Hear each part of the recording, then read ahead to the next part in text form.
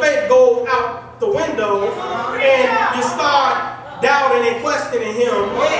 When I say him, I mean the Lord. When you start doubting and questioning the Lord, you start saying things like, why God? Why me, God? When, God? You start saying like, can you hear me, God? Are you listening, God? But,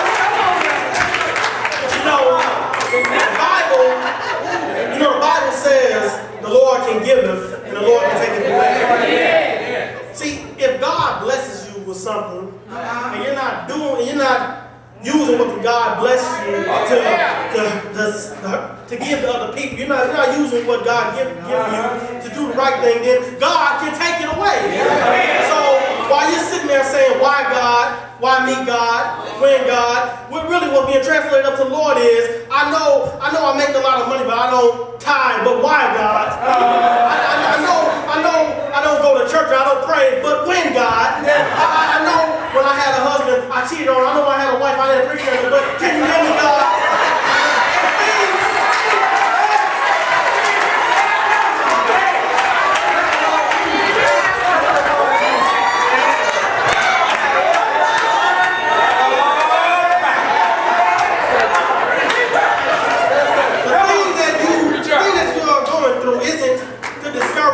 Or to punish you.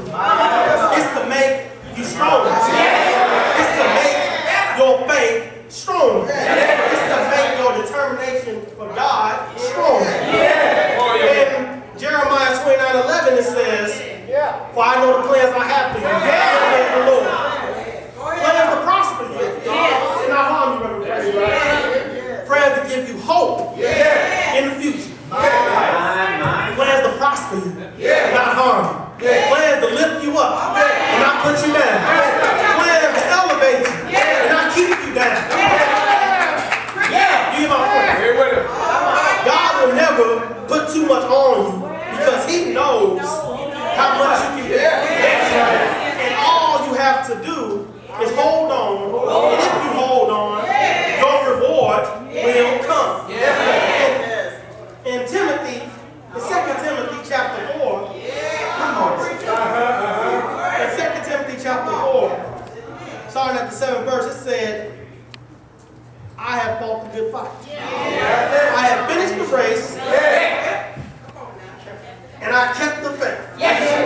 Now there in store for me is a crown of righteousness, which the Lord, the righteous judge, will award me on the day. And not only me, but also all who have longed for his appearance.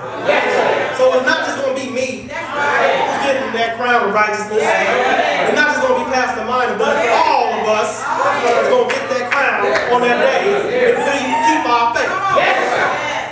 God is giving you a guarantee right there that he'll take care of you no matter what the situation is, no matter how big or little the problem is, God's got your back. The Bible speaks about the faithful few. It speaks about those people in the Bible. I know you heard the story about the 3 Hebrew boys who was in the furnace and they're supposed to have been burnt alive, but by the grace of God they came out without a blemish, without a scratch, without a bruise. I know you heard the story about the blind man sitting on the side of the road and Jesus, he talked to Jesus, and Jesus made him see as good as anybody. I know like I said earlier, I know you heard the story. I shared it with you earlier about the 10 men who had leprosy. But it's one story that touched my heart. It's about the woman who had the issue with blood. And this woman, she was at the point where there was nothing else that can be done. That's right. The doctor said there was nothing else he can do. The parents and the family, they figured, okay, it's time to start planning for a funeral. And the friends that they nothing else they could do. Nobody could do anything. They just figured the woman's gonna die. But despite of all, the woman kept her faith. She knew God was working something out in her favor. So she just waited on the Lord. She called on the Lord, and the Lord told her to wait. And in the midst of it all, God did something. He sent a messenger. He was going around the world healing people all over, left and right. You saying, what's that messenger's name? Well, his name is Jesus. He sent his messenger, Jesus, and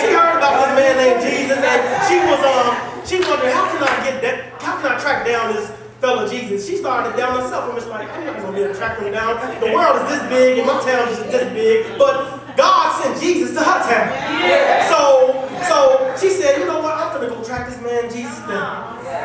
And she took every ounce of strength she had. She didn't talk to nobody. She didn't say I'm going to. She didn't wait for nobody to talk her out of it. But she went and tracked this man Jesus down.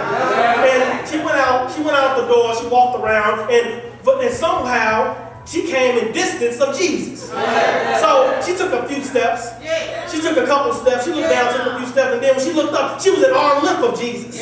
So she started saying, "If I can just get his attention, I know he'll heal me. If I can just get his attention, I know he'll bring me out of my situation." But then it went from that to, if I can just touch him, I know I'll be healed. And then it went from, if I can touch him, if I can just touch the hem of his garment, I know I can be healed. If I can just hit one finger on the end of his garment, if I can just touch him. And when she touched that hem of the garment, she fell out. And then Jesus, even though it was just this much, even though it was a tap like this, Jesus felt a grab in his spirit. He turned around and said, who touched me? And everybody parted away. The disciples moved and they pointed to the woman. He went and talked to the woman. They dialogued for a minute. He told her to rise. The woman, while she was rising, she's like, are you